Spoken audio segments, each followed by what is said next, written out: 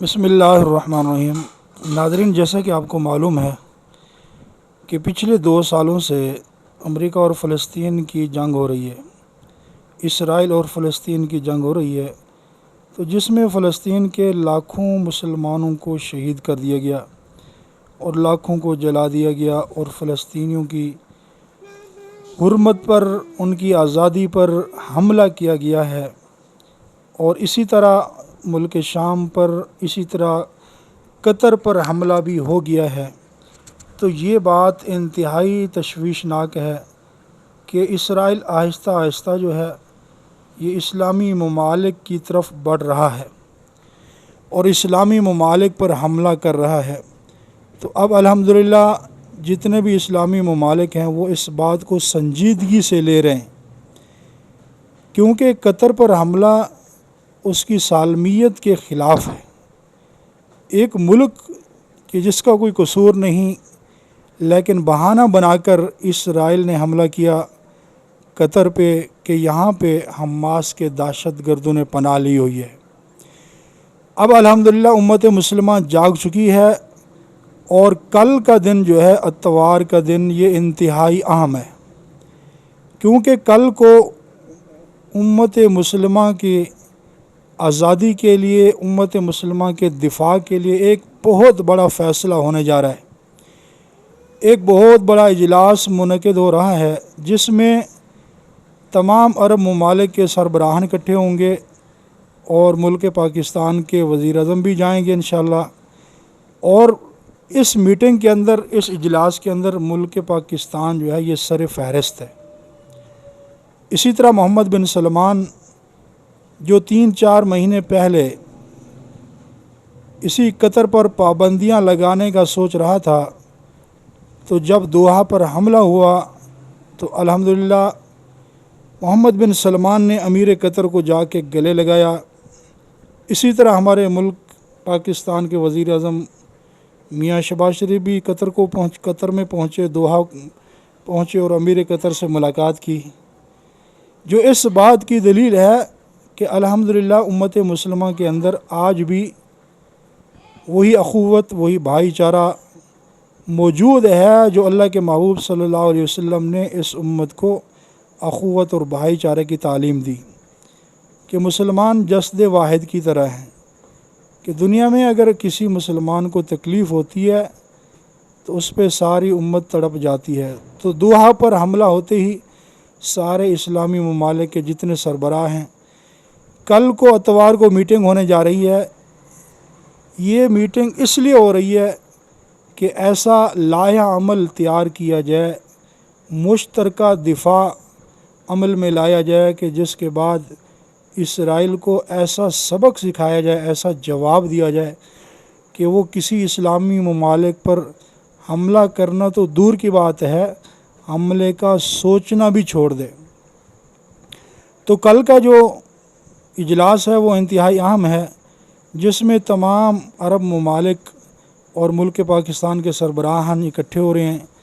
اور جتنے عرب ممالک ہیں ان میں قطر ہے، عمان ہے، سعودی عرب ہے، شام ہے، فلسطین ہے، پاکستان ہے، بنگلہ دیش ہے، جتنے بھی اسلامی ممالک ہیں، یہ سارے ایک پلیٹ فارم پر اکٹھے ہو رہے ہیں۔ الحمدللہ یہ بہت بڑی ڈیولپمنٹ ہے اور بہت بڑی پیش رفت ہے۔ دیکھو کل کو کیا فیصلہ ہوتا ہے، اور جتنے بھی خلیجی ممالک ہیں وہ سارے کے سارے اسرائیل کا بائیکاٹ کرنے کا سوچ رہے ہیں، کیونکہ ایک تو اس بات کو امریکہ نے بھی بڑی سنجیدگی سے لیا ہے، کیونکہ امریکہ کو خود اپنا خطرہ ہے کہ اگر ان ممالک کا اتحاد ہو گیا تو امریکہ نے بڑے بڑے تجارتی معاہدے کر رکھے ہیں ان ممالک کے ساتھ، دفاعی لحاظ سے وہ سارے فیل ہو جائیں گے۔ 3 سے 4 مہینے پہلے جب امریکہ کے صدر ڈونلڈ ٹرمپ نے ان علاقوں کا دورہ کیا تھا، سعودی عرب کا، اسی طرح قطر کا، تو بڑے بڑے تجارتی معاہدے ان سے ہوئے تھے اور خرید و فروخت کے معاہدے ہوئے تھے، اور ان اسلامی ممالک نے امریکہ کے صدر کو انتہائی قیمتی تحائف سے نوازا تھا اور بہت زیادہ ان کو مال و دولت دیا۔ قطر نے ایک بہت بڑا جو ایروپلین بھی ان کو دیا، تو آج یہ سارے ملک اکٹھے ہو رہی ہیں، تو یہ بات امریکہ کے لیے بھی، اسرائیل کے لیے بھی انتہائی تشویش کی بات ہے۔ تو کل اتوار والے دن جو ہے تمام اسلامی ممالک اکٹھے ہو رہے ہیں، تو یہ بڑی خوش آئند بات ہے، اور پاکستان ان میں سر فہرست ہے، کیونکہ پاکستان ایٹمی طاقت ہے اور ہر قسم کا اسلحہ یہ خود تیار کرتا ہے۔ ہمارے ملک کے اندر ہر قسم کا اسلحہ تیار ہوتا ہے، خاص طور پر J-70 تھنڈر، اور اسی طرح ایسے طیارے اور ایسے میزائل پاکستان خود تیار کرتا ہے، اور پاکستان خود ایک ایٹمی طاقت رکھتا ہے، اس لیے پاکستان کو کسی سے ڈرنے کی ضرورت نہیں۔ الحمدللہ شہباز شریف بھی جو ملک پاکستان کے وزیر اعظم ہیں، یہ دوحہ پہنچے ہیں، قطر میں پہنچے ہیں اور امیر قطر سے ملاقات کی ہے، اور یہ بہت بڑی پیش رفت ہے۔ اور یاد رکھو کہ پاکستان فلسطین کے معاملے میں آج نہیں بلکہ روز اول سے الحمدللہ سنجیدگی سے اس بات کو لے رہا ہے، اور ہر معاملے میں، ہر پلیٹ فارم پر فلسطین کی آواز پاکستان کی طرف سے ضرور اٹھتی ہے،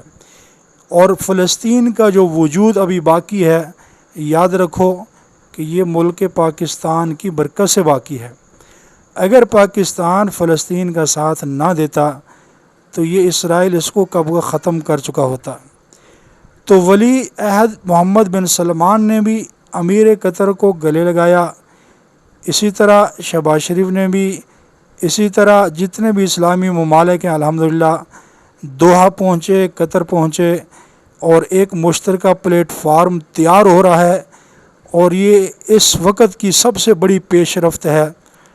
تو امت تو اس بات کو بھول چکی تھی کہ آج بھی اس امت کے اندر اتحاد ہو سکتا ہے، لوگ اس بات کو بھول چکے تھے، لیکن آج الحمدللہ وہ وقت آ گیا کہ تمام اسلامی ممالک ایک پلیٹ فارم پر جمع ہو رہے ہیں، اور خود امریکہ نے بھی اس بات کو برا جانا کہ اسرائیل نے بغیر بتائے دوحہ کے اوپر حملہ کر دیا۔ جب اسرائیل نے حملہ کیا، حالانکہ اس وقت قطر کے اندر 10,000 فوجی امریکہ کے موجود ہیں، اور بڑی بڑی ٹیکنالوجی ان کی موجود ہے، سفارت خانہ بھی موجود ہے، تو اب تمام خلیجی ممالک جو ہے اکٹھے ہو رہے ہیں، اس بات کی فکر کی جا رہی ہے کہ اسرائیل کے ساتھ تمام خلیجی ممالک بائیکاٹ کر دیں، سارے سفارت خانے ختم ہو جائیں۔ تو میاں شہباز شریف بھی اس بات کو سیریس لے رہے ہیں، الحمدللہ پاکستان بھی اس بات کو سوچ رہا ہے کہ اسرائیل کے ساتھ بائیکاٹ کیا جائے، سفارت خانے کو ختم کیا جائے، اور